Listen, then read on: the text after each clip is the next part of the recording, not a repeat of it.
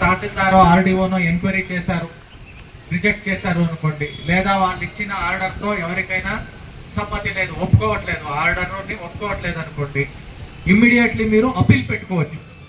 తహసీల్దార్ order ఇస్తే ఆర్డీఓకి appeal పెట్టుకోవచ్చు, RDO appeal ఇస్తే ఆర్డీఓ ఆర్డర్ ఇస్తే కలెక్టర్కి అప్పీల్ పెట్టుకోవచ్చు.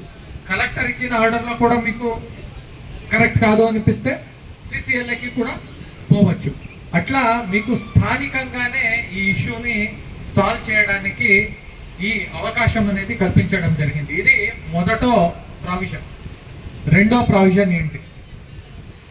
రెండో ప్రావిజన్, ఇప్పుడు కొంతమంది చాలా మంది మీ వాళ్ళు ఉంటారు, సార్ ఇక వెళ్తుంటాడు, వీళ్ళిద్దరు సార్ నాకు తెలియకుండా మా అన్న చేసేసుకున్నాడు సార్, నాకు ఇప్పుడు సహాయం చేయండి సార్ అని అంటారు.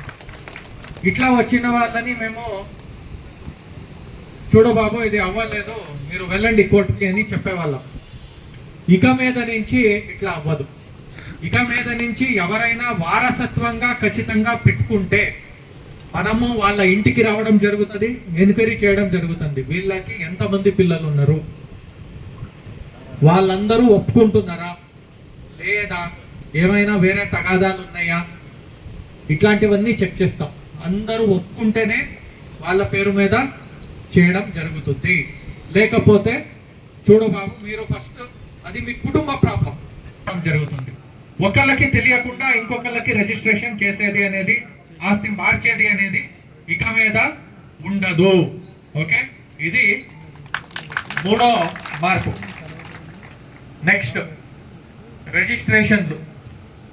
రిజిస్ట్రేషన్లు చేసేటప్పుడు చాలా సార్లు ధరణిలో ఏ పేరు ఉంటే వాళ్ళ పేరు మీద రిజిస్ట్రేషన్. ఇప్పుడు ఫర్ ఎగ్జాంపుల్ పాత పహాణిలో 20 సంవత్సరం నుంచి ఒక మనిషి ఉన్నాడు, కానీ ధరణి వచ్చేసరికి ఇంకో మనిషి వచ్చేసాడు. 20 సంవత్సరం నుంచి సాంబయ్య ఉన్నాడు, కానీ ధరణి పేరు మీద కృష్ణయ్య వచ్చేసాడు. ఇక ఈయన రిజిస్ట్రేషన్కి పోతే ఇక రిజిస్ట్రేషన్ అయిపోయేది. కృష్ణయ్య భూమి అమ్మేసి ఇక తిరుగుతుంటాడు మంచిగా, సాంబయ్య తల మీద పెట్టుకుని తిరుగుతుంటాడు. అవునా? అవును.